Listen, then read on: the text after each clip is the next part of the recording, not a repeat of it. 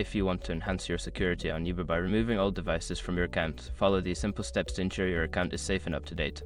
Step 1. Open the Uber app. Launch the Uber app on your mobile device. Make sure you are logged into your account to access your settings. Step 2. Go to Account Settings. Tap on the menu icon, usually located in the top left corner of the screen. From the menu, select Settings to access your account settings. Step 3. Navigate to Security Settings. Within the Settings menu, look for the Privacy or Security option. Tap on it to find the section where you can manage your devices. Step 4. View active devices. In the Security Settings, you should see a list of devices currently linked to your account.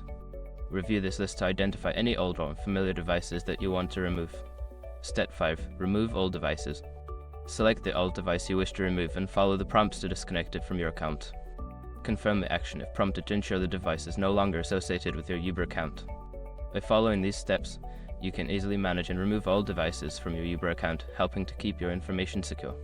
Regularly checking your security settings is a good practice for maintaining account safety.